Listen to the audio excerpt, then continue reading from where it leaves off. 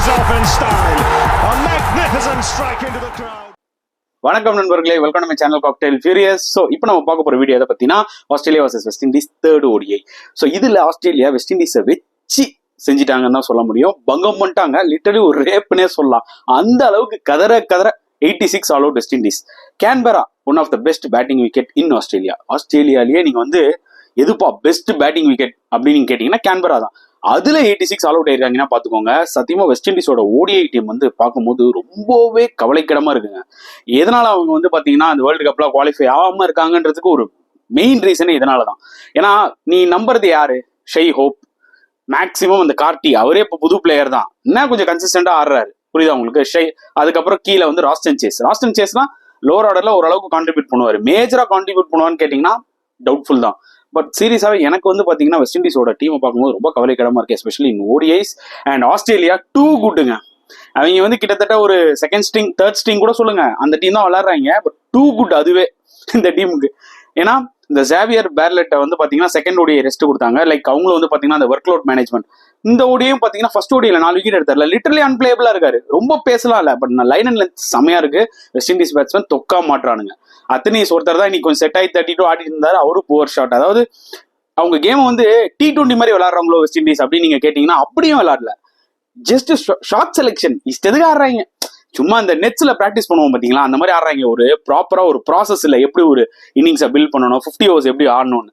And ரொமரியா shepherd, நான் last வீடியோலயே சொல்லியிருந்தேன், ஓடிஐஸ்லாம் வேலைக்கே ஆகாது. அந்த மனுஷன் போலிங்லயே பெரட்டி எடுத்துடுறாங்க. பேட்டிங் லிட்டரலி 2 பால் 4 பாலுக்கு மேல அவர் தாங்க மாட்டேங்கிறாரு. எஜ்ஜில பொறுமை கிடையாது.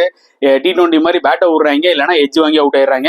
T20க்கு தான் அவங்களாம் லாக்கி, 50 ஓவர்ஸ்க்கு கிடையவே கிடையாது. வேற ஏதாவது பிளேயர்ஸ் ட்ரை பண்ணலாம் எனக்கு தெரிஞ்சு வெஸ்ட் இண்டீஸ் சீரீஸா அடுத்த குவாலிஃபிகேஷனுக்கு முன்னாடி.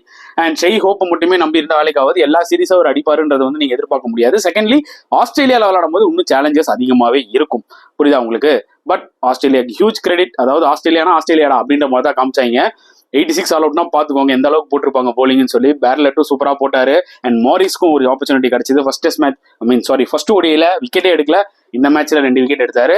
சாம்பாவும் சூப்பரா போட்டாரு. ஆஸ் யூஷுவல் லபாட்டும் வந்து பாத்தீங்கன்னா அந்த ஃபார்மை கண்டினியூ பண்ணிட்டு இருக்காரு இந்த சீரீஸ்ல. ஸோ அதனால 86, 87 சேஸ் பண்றதுல ஒன்றும் பெருசா இல்லை. பட் ஃப்ரேசர் மெக்கர்க் அவரோட பேட்டிங்கை பார்க்கணும் அப்படின்றதான் வந்து எல்லாரோட ஆசையுமே. ஏன்னா அந்த மனுஷன் ஒரு புது சென்சேஷன்.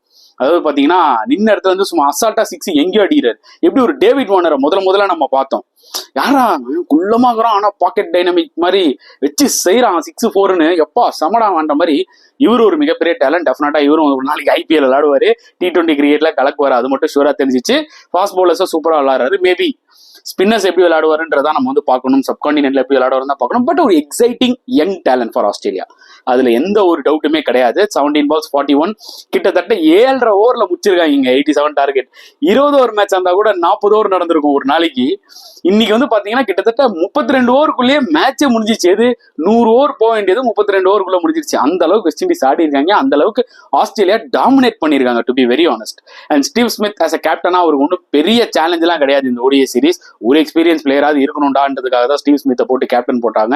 அண்ட் இந்த சீரீஸ்ல வந்து ஆஸ்திரேலியாவுக்கு என்ன பெனிஃபிட் எடுத்துப்பாங்கன்னா, டெஃபினட்டா ஷான் அபாட் அவர் வந்து பாத்தீங்கன்னா லைக் எப்படி நான் சொன்ன மாதிரி மெயின் ஸ்ட்ரிங் போலர்ஸ் எல்லாம் இருக்காங்களே, ஸ்டார்க்கு, பேட் கமின்ஸ், அவங்க எல்லாம் விளையாடினாங்கன்னா அபாட்டுக்கு சான்ஸே கிடைக்காது. ஸோ கிடைக்கிற சான்ஸை அவர் சூப்பரா யூஸ் பண்ணிட்டாரு. Not only with the ball, also with the bat. ஏன்னா செகண்ட் ஓடியா அந்த சூப்பர் ஆல்ரவுண்ட் பெர்ஃபார்மன்ஸ் காமிச்சாரு. 69 runs பிளஸ் 3 wickets. ஸோ டெஃபினட்டா அபாட்டுக்கு ஒரு சூப்பர் சீரீஸ், அவ்வளவுதான் சொல்ல முடியும். அண்ட் எஸ், கேமரன் கிரீன் அவர் வந்து பாத்தீங்கன்னா லைக் 1 down இறக்கி விட்டாங்க. At the same time bowling போடுறாரு நியூ பால்ல. ஸோ அவருக்கும் வந்து பாத்தீங்கன்னா ஒரு ரெஃப்ரெஷிங்கா இருந்திருக்கும் ஒரு கம்ப்ளீட் சீரீஸ் விளையாடுனது. ஃப்ரேசர் மெக்கர்க் அவரை வந்து பார்த்ததுல ஒரு எக்ஸைட்மெண்ட் கண்டிப்பா. அண்ட் டெஃபினட்டா ஜேவியர் பார்லெட் அவர் தான் மிகப்பெரிய பிளஸ். ஏன்னா 2 மேட்ச்ல வந்து பாத்தீங்கன்னா கிட்டத்தட்ட 7 wickets 8 wickets எடுக்கிறதுலாம் சான்ஸே கிடையாது.